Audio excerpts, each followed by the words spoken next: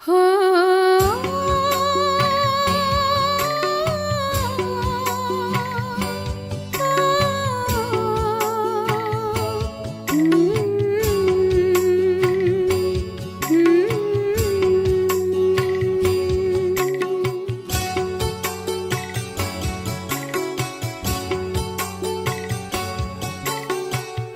चले वतन की ओर डाल के प्रेम की डोर। हम चले वतन की ओर डाल के प्रेम की डोर। बाबा खींच रहा है आज सहज ही अपनी। ஓம் சாந்தி 7/4/1983 அவ்யக்த பாப்தாதாவின் மகா வாக்கியம். தலைப்பு: தாய்மார்களுக்கான அவ்யக்த பாப்தாதாவின் மகா வாக்கியம்.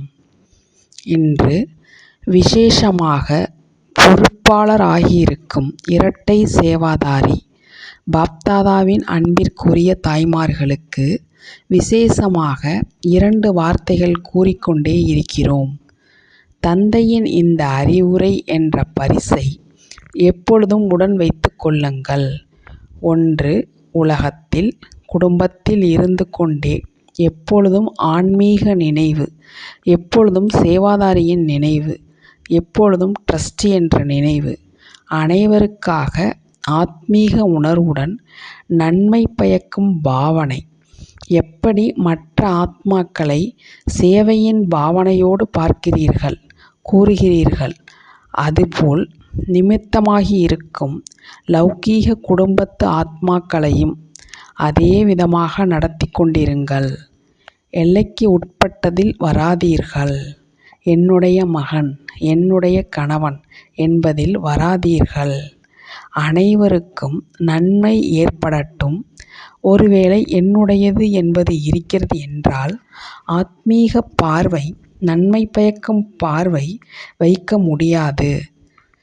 பெரும்பான்மையோர் பாப்தாதாவின் முன்னால் குழந்தைகள் மாறிவிட வேண்டும், கணவன் ஒத்துழைக்க வேண்டும், வீட்டில் இருப்பவர்கள் எனக்கு துணையாக இருக்க வேண்டும் என்ற இந்த தன்னுடைய விருப்பத்தை தான் வைக்கிறார்கள்.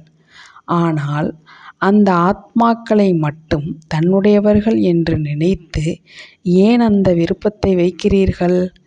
இந்த எல்லைக்கு உட்பட்ட சுவரின் காரணமாக உங்களுடைய சுப பாவனை, நன்மை ஏற்பட வேண்டும் என்ற நல்ல ஆசைகள் அந்த ஆத்மாக்கள் வரை சென்றடைவது இல்லை. எனவே எண்ணம் நல்லதாக இருந்தும் ஆனால் சாதனம் யதார்த்தமாக இல்லை என்றால் ரிசல்ட் எப்படி வெளிப்படும்? எனவே இந்த புகார் இருந்து கொண்டே இருக்கிறது. எனவே எப்பொழுதும் எல்லைக்கு அப்பாற்பட்ட ஆத்மீக பார்வை, சகோதரன் சகோதரன் என்ற சம்பந்தத்தின் உள் உணர்வினால் எந்த ஆத்மாவிற்காகவும் சுப பாவனை வைப்பதின் பலன் அவசியம் பிராப்தி ஆகிறது. அதனால் முயற்சி செய்வதில் களைப்படையாதீர்கள். மிகுந்த முயற்சி செய்திருக்கிறோம், ஆனால் இவரோ மாறுவதோ இல்லை என்று அந்த மாதிரி மனமுடைந்து போகுவராகவும் ஆகாதீர்கள். நிச்சய புத்தி உடையவராகி என்னுடையவர் என்ற சம்பந்தத்திலிருந்து விலகியவராகி நடந்து கொண்டே இருங்கள். சில ஆத்மாக்களுக்கு ஈஸ்வரிய ஆஸ்தியை பெறுவதற்காக பக்தியின் கணக்கு முடிவதில் கொஞ்ச காலம் எடுக்கும்.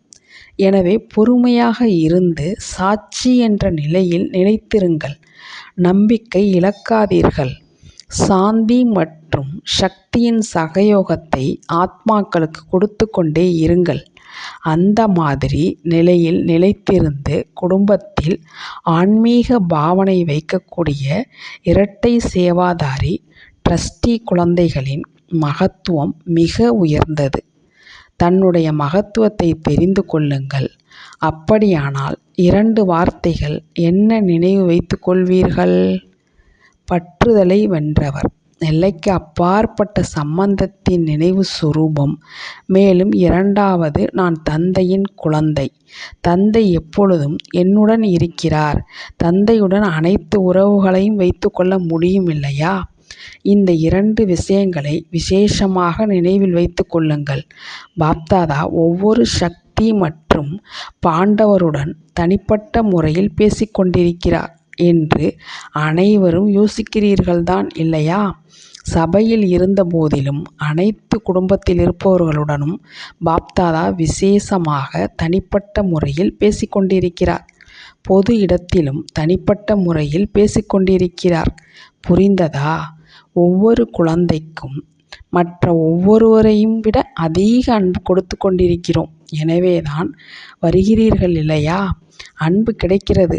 ஈஸ்வரிய நினைவு பரிசு கிடைக்கிறது. இதனால்தான் புத்துணர்வு அடைகிறீர்கள் அல்லவா?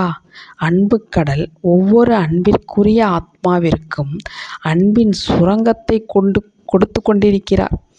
அது ஒருபோதும் குறைவடையாது. வேறு ஏதாவது மிச்சம் இருக்கிறதா என்ன? சந்திப்பது, பேசுவது மற்றும் பெறுவது, இதைதான் விரும்புகிறீர்கள் இல்லையா? நல்லது. அந்த மாதிரி அனைத்து எல்லைக்குட்பட்ட சம்பந்தத்திலிருந்து விலகி இருக்கும், எப்பொழுதும் பிரபுவின் அன்பிற்கு பாத்திரமான, பற்றுதலை வென்ற, உலகிற்கு நன்மை செய்ய வேண்டும் என்ற நினைவு சுரூப, எப்பொழுதும் நிச்சய புத்தியுடைய, வெற்றியடையும், குழப்பத்திலிருந்து விடுபட்டு உறுதியாக இருக்கக்கூடிய சிரேஷ்ட ஆத்மாக்களுக்காக பாப்தாதாவின் அன்பு நினைவுகள் மற்றும் நமஸ்காரம். ओम शांति। तो बच्चों को तो सर्विस करनी है। जो बाबा कहते हैं सबको ये बताओ कि देखो तुम्हारा एम एंड ऑब्जेक्ट ये है, एक गीता है बढ़िया, ये राजयोग है ना बच्चे। कैसे है राजयोग? बिल्कुल सहज है कि बाप को याद करो तो ये वैसा मिलेगा तुमको। ओम शांति।